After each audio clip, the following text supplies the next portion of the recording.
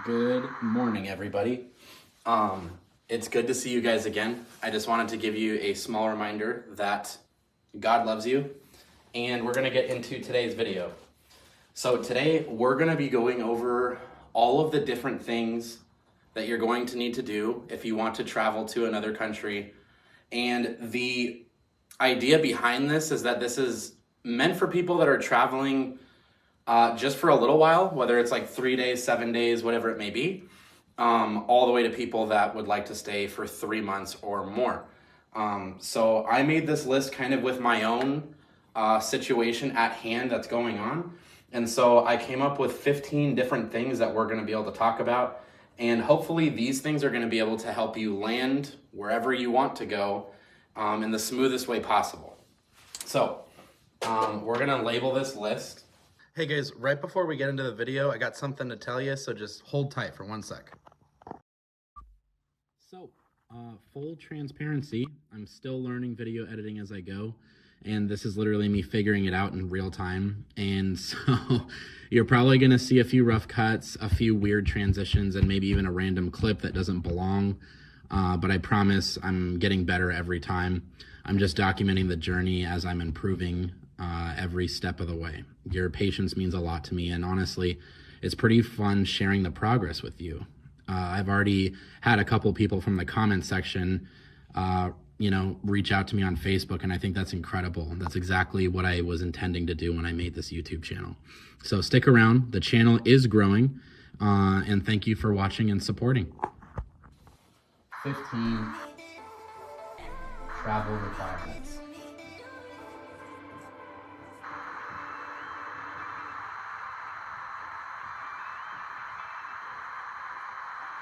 I wanted to come up with a list of importance, but I'll be honest, there isn't really any particular order that this is supposed to go in. So we're just gonna start with 1, and then we'll get all the way to 15, and we'll talk a little bit about what's going on with each one. So 1 is you are going to need to check whatever country's visa requirements that you plan on going to. So as everybody knows, it depends on what country you come from and where you're going to. So for example, I, as an American, can go to the Philippines and I can stay there for up to 30 days. All I have to do is fill out a pre-registration form at the airport. But once that 29, 30 days is up, you are supposed to file a visa extension. Mine would be a tourist visa, and then you extend it another 60 days, 60 days, 60 days, 60 days, and you can do that all the way up to 3 years. Then you leave the country for 1 day, and then you restart that whole 3-year process all over again. So for an American to come into the Philippines, really not a big deal. This is when I met Madi, this is when I found out that it's not the same. So the United States is very much kind of a safety first, locked down kind of a country as it sits right now. And so when we wanted Madi to come over to the United States, she had to go through all kinds of stuff, like getting a passport. But the majority of what the issue is going to be filing the paperwork. If you do a tourist visa, that can take up to 6 weeks in their country. If you did like a fiance visa where you're gonna marry them, that can take anywhere from 6 to 18 months. So you don't wanna have like Africa on the top of your head and then you show up and you're not allowed to leave the airport. So check your visa and entry requirements. Okay, 2. 2 is going to be health and vaccination requirements. And why not insurance? So when you're traveling to these countries, here's what I will say. There are exceptions to this, but I'm gonna say this.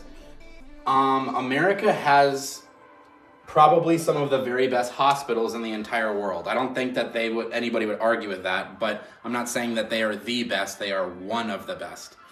Now, when I go to a country like the Philippines, when I go, for example, if I don't have private travel insurance and something happens, the only things that I have access to is basically a Filipino version of an urgent care, a 24/7 center, but all they do is the basics and you're gonna be paying out of pocket cash. That's how most people get the healthcare in that country. Now, if you wanted to go to a Western hospital in that country, you would need to have private insurance beforehand. So if you have any kind of ailments, any medications that you take all the time, if you've been to the doctor and your doctor is something that you're tethered to, I would highly recommend that you go to your doctor first, get approved, and then if you need to transition care into the country that you're going to, you can line up what insurance that's going to be, get all of your doctor's notes, and have a nice file that you can either ship off before you get there, or you can have a primary care physician lined up and you'll have your file ready. Medical issues is not something you want to run into last minute. Now, 3 is going to be financial planning. This is one that when I visited the first time, I did take into a budget, but then I sort of lost myself as I went throughout the trip. So 1, either set up an international bank account. There are a lot of ones out there that you can use across the world. My international would be Cash App. I know how dumb that is, but they have a routing, they have a checking. You can send and receive money instantly to anybody else that has it, and I have a debit card that's linked to it. There is no central database for Cash App, so that could be an international bank account. The other ones that I have are my personal. I have a business checking and I have a personal checking. Now, for anything that you decide to do stateside, one thing that you're gonna want to do that I set up actually yesterday is that you're gonna wanna tell your bank that you're going to be putting on a travel notice. So banks are super secure nowadays, and even if you buy your own stuff, sometimes they'll shut your card down on you, you gotta get it unlocked. That will happen the second that you leave your airport or your country and they're gonna flag your card.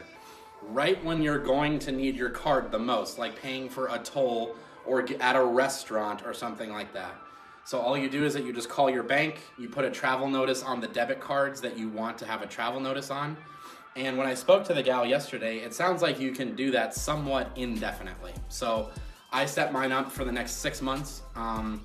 I could extend it after that, but you just don't want to run into money problems, especially when you need money. And then also budget yourself. Budget how much you're gonna pay for the entire trip, and then budget what you're going to use during the trip. There's gonna be 2 separate budgets. Now, depending on what country you go to, the dollar either goes farther or it is shorter. It just depends. When I went to the Philippines, I had thought that I was a king and I had spent thousands of dollars because every little tiny thing is a lot cheaper. But when you add up 100 of those every single day, I spent more than I normally do in America. So keep those things in mind. Just because the country that you're going to, the dollar travels farther, don't plan for that unless you're gonna have a luxurious vacation and that's what you're planning on doing. Don't let the small things add up. Next is going to be accommodation and agreements.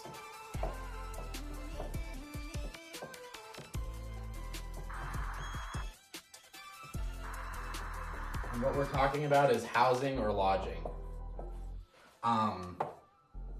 I feel like that's everybody's first thing that they are going to do when booking a trip, is that they're going to look at where they're going to stay. Or if you know a person in that country, you're gonna be with them or stay with their family. But this is gonna be definitely for the 3 months or more kind of people. You're going to want to contact somebody to make sure that you have a place to stay, either on a monthly basis, 3 months, 6 month, or a year kind of term. Now, when it comes to a place like the Philippines, that's where my experience is, so I can give you like real world examples. In the Philippines, it is a developing country. It is not America, and that's something I have to remind myself of all the time. So what that means is that they don't have like Zillow. They don't have rent.com. They have their own versions of it, but even the websites that you go into, they're not that great. They're pretty broken down. They look like an early 2000s kind of website. I would recommend that if you're looking for lodging, if it's anywhere else in the world besides America and maybe your 21st century countries, like places in Europe, southern and northern parts of Africa, think places like that, Facebook is actually one of the best places to go to find these leasing terms. So make sure you get with somebody. I personally already have a place. It's been booked out and it's ready to go. And all that I have to look forward to is that when I get there, I just pay for it, and that's it. So everything is set up in terms of accommodation. Try to think, is it gonna be a rental? Is it gonna be an Airbnb or some other kind of option?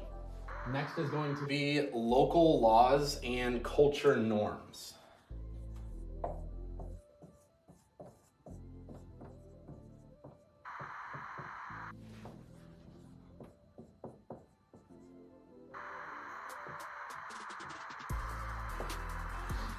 So, believe it or not, this does apply. And like, I'm born and raised in America. Majority of my time was in Arizona, except for like the past 6 months. You don't realize how much you have things ingrained into your head. And for me, I realized until it's unavailable. So, for example, local laws and culture norms. Some fun facts about the Philippines. 1, divorce is illegal. It is against the law in the Philippines to get divorced. So if you plan on dating somebody and therefore marrying them, it is not this face value thing that we have in America where over half disintegrate, people stealing each other's stuff, things like that. In the Philippines, once you're married, that is it. The other thing too that I learned is that 90% of that country is Catholic. That is where their laws come from. And that makes a lot of sense. And then like another one, every culture has different ways of showing respect, things of that nature. In the Filipino culture, what I learned is that when you meet somebody that's older than you, this is what I did with Mari's family. They're all older than me, her mom, her aunts and uncles, her grandma, her grandpa, things like that, is that you actually take the hand of the elder and you put it on your forehead. So I took their hand and I put on my forehead, took their hand, put on my forehead. What I learned within the same minute of doing that is that you do not do that with little kids. So it's not a general introduction. You only do it to pay respect to elders. I did that to one kid and everybody laughed at me, but I didn't realize what I was doing. So try to get a lot of those things kind of ironed out. Maybe do some research on the culture, or obviously if you're going there for a significant other, you're probably gonna know a lot of those culture norms, but don't go into it with zero knowledge whatsoever, because you're gonna stick out like a sore thumb. And sometimes you might do something that's rude and you don't even realize it. So that's a good idea. Number 6 is going to be communication. This one can go about a million different ways. Do you have a job that you're doing remote? Are you gonna be taking a hiatus, a vacation? Is this gonna be for a short period of time or a longer period of time?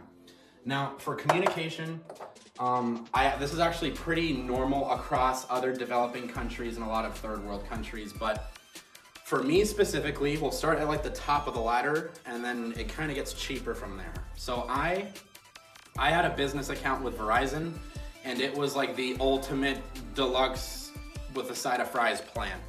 So I have unlimited everything and I can make international calls.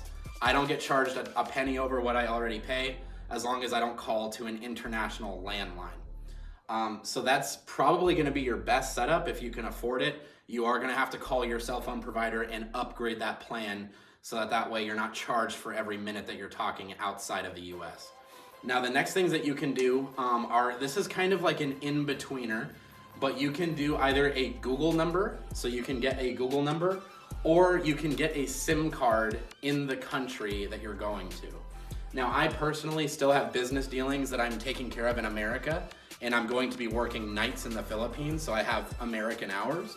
So I needed to retain my phone number.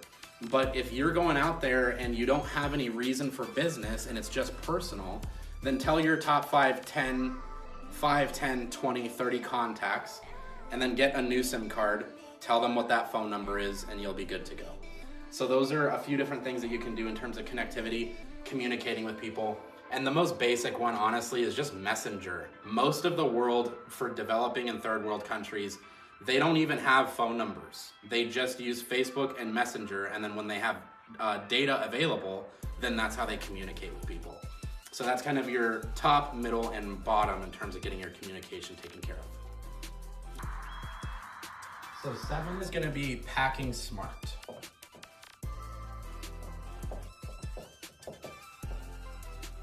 And what does that mean? So as a small example, when I first went, where I came from, I believe it was 62 degrees Fahrenheit, 10% humidity. Where I went to, which was Cebu, it was 85% humidity and 90 degrees. So in terms of climate, I could not be farther different, and it's gonna be even more so this time around. We are in the winter time here in Indiana, and the average temperature outside is like 20, 30 degrees, and we've been getting snow repetitively. So I'm gonna be going from snow and ice and below freezing temperatures to a place where snow has not been touched in the past 20 years. Snow will never arrive, and the humidity is quadruple where I am now. So when I went there for the first time, I came with long sleeve shirts, pants, sweatpants. I wear a lot of like workout attire, and even my light pants, like I'm wearing one right now, it's like paper thin material. That still was too much. The next time I go, because I learned, shorts, shirts, and very, very light attire. This is probably gonna be my heaviest shirt the entire time I live there. So make sure that you pack the right clothing. Let me see here. Make sure to bring all of your important documents, like your passport, your IDs, anything like that that you're going to need. Any medications. Make sure that you have your script and that it's in your bag and that it's ready to go. And then also two small things like adapters. We use the normal outlet that has the 2 prongs and then the ground on the bottom, 120 volts AC.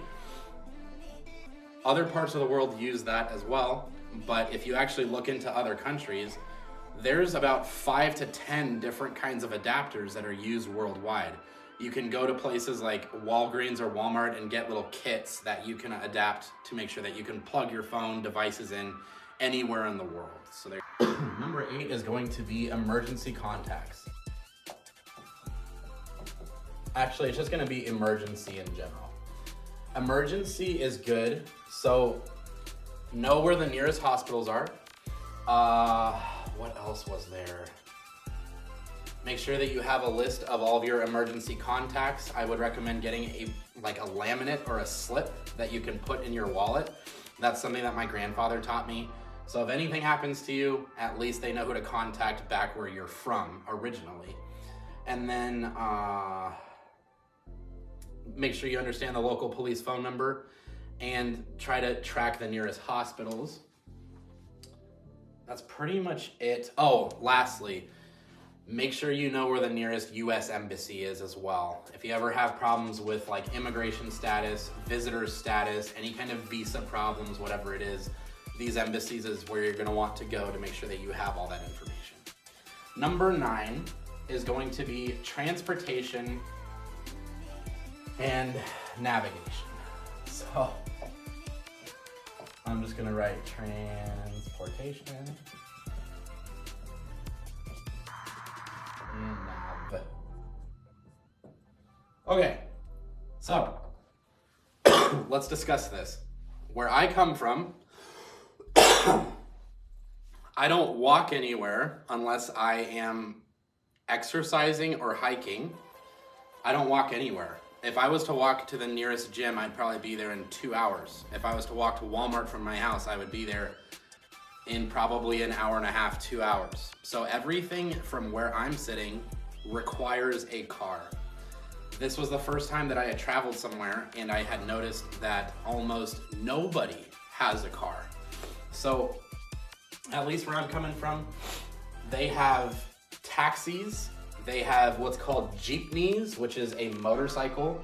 It has an exo cage that's built onto it. 2 people can sit on the back, 1 can sit on the right. They have buses, they have ferries, they have motorcycles. So in Cebu, there's 5 to 7 different ways to get around depending on where you're needing to go and how much you're willing to spend. So make sure that you know the local travel norms, and most importantly, is this a country that you're gonna rent a car? If you're not renting a car, figure that portion out as well. It's a really big deal. Number 10 is going to be a local. Now, this is something that I would encourage anybody to do. I was able to do this very easily because I had somebody that was already a local, so they showed me all the local things. It was something that I really, really wanted. But if you're just going off of a travel itinerary, it's going to be a very cookie cutter feel because these were predestined places. I find that some of the best adventure is not predestined. It's something that happens as it's happening. So for being a local, check out their local communities. I would recommend running up to some street food. For the street food, just go to the places where everybody's standing in line if you don't want to get sick.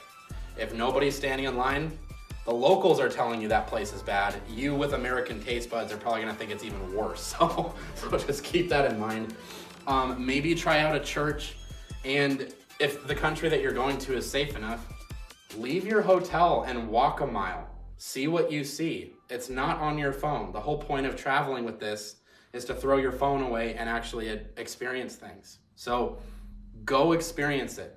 Don't do cookie cutter vacations. Just trust me on that one. You're gonna get the most out of it. Now the next one is just staying organized. A big one here is just make sure all your documents are in a safe place. Your passport, your ID, if you bring your birth certificate, maybe some bank cards, having some extra cash. Is there anything else? Oh yeah, and then of course a copy of your insurance as well. So keep all that stuff in a semi-local place, or not a local place, but keep it in a place that is safe. And if you need to, make copies of that so that way you can carry it with you in case you get stopped by local authorities. So there you go, stay organized.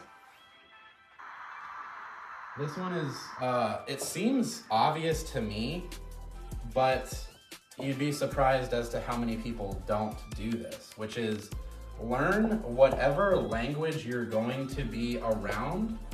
Not saying learn the language, just learn the basics of the language.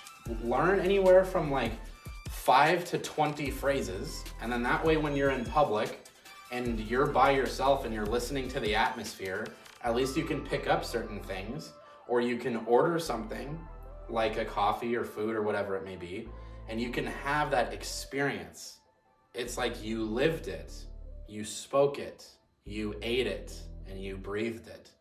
Being able to speak it, most of the time, from what I noticed, at least in the Philippines, and I've also, there's been portions of my life where I was very much involved in the Hispanic community, I have never heard anybody get upset at me trying to learn their language.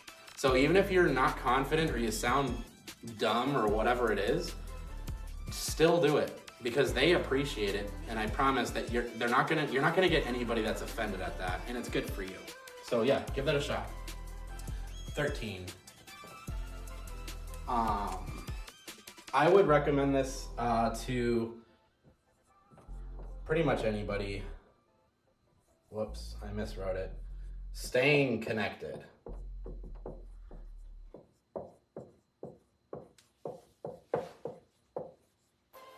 Staying connected, it's pretty simple. You have friends, you have family, and you have work. I personally kept all of my connections here in the United States. The only connections that I have out there is my wife and then my therefore extended family. Now, when you stay connected with these people, the point of this, at least for people that are gonna be at that 3-month mark or greater, is that you're about to leave everything that you have ever known, and you're going into something that I'm very familiar with, but also know very little about. You are going to go through shock. You're gonna go through culture shock. You're gonna go through shock of not seeing your friends and your family. So make sure that you keep the fire going with all those people. I personally have family friends, I have friends, and then I have family. And then like I told you, a lot of what I'm doing in terms of work is all based in the US. So I also have business connections in the US. So make sure your home stays alive and you don't just completely fall off the face of the earth and come back to nothing. not a good idea, especially,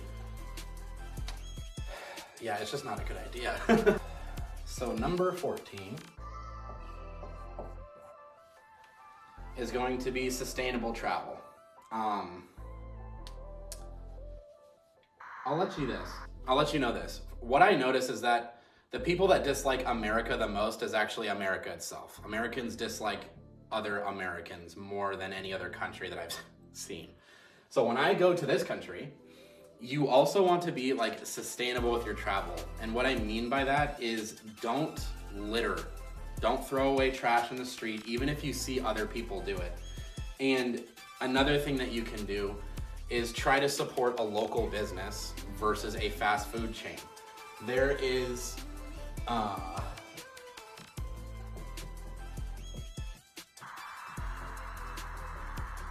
could be misspelled, I don't know. But it's just like America, you know? Like I always try to support a local business versus a fast food chain. So like over there, they have a fast food chain that is almost identical to KFC and it's called Jollibee. But then you're gonna notice that there's all kinds of other fried chicken places around there, maybe even with higher ratings, just like America. You're gonna go to McDonald's because you know that it's reliable and you know exactly what you're getting and you know exactly what it's gonna taste like. With the other ones, I find that oftentimes the local food is better, just not as reliable. So that's another thing to think of. And then this last one is probably going to be the most important thing out of all of it, which is have a backup plan.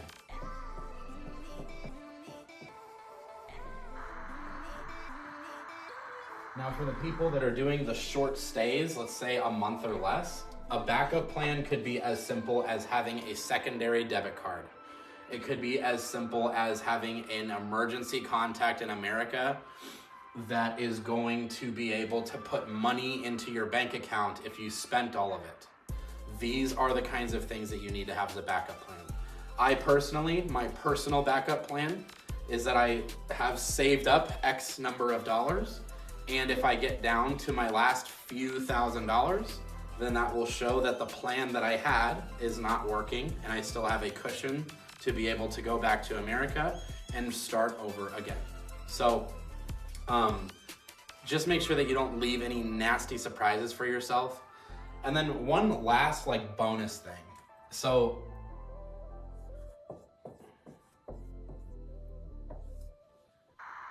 if you are right in the middle of a new lease or renewing your lease, this may or may not be the very, very best time to do anything that we're talking about right now, and this is why. I'm gonna label this in between lease. I'll give you my story as an example. The place that I was staying here, there was a lease in place. Once the company dissolved, that lease basically ran in tandem with that, and so the lease was resolved. So I didn't have a lease to look forward to, and so instead of putting a new lease into an apartment or into a house, I just took everything that I'm already going to be moving and I'm putting it into a storage locker instead. So that storage locker works out to about $250 a month. That is an entire locker with my whole car in it, and the entire unit is insured. I would much rather pay $250 than having a perfectly good house sit for 3 months for $2,000 a month. So that's a quick way to save 82.5%. If you're in between leases, this might be one of the best times that you can possibly have to be able to make this move. All right, so with that being said, that is going to be the end of the video. If you wouldn't mind, I'm gonna put somewhere like my subscribe right here and then my previous video here or something like that. Some fun things that are good that we're looking forward to is I got a drone. So I got a drone, and then the other thing is that I've noticed that with my previous uploads, my front-facing camera quality is abysmal. So I had to set you guys up on a tripod and do the rear-facing camera this time around. But I'm also gonna be having access to a new phone as well. That will be in about a week and a half or so. So just stick with me. I know the camera quality isn't freaking amazing, but that's pretty cool. We got a drone that we're gonna be able to add to it, and maybe I'll do a video on that drone and maybe do a small review or something. Other than that, please, please, please like, comment, subscribe, and share. I'm really wanting this thing to try to take off if we can, and I want it to affect as many people as we can. So I appreciate your guys' time. You have a fantastic day. I'm gonna go hit shoulders. JC out.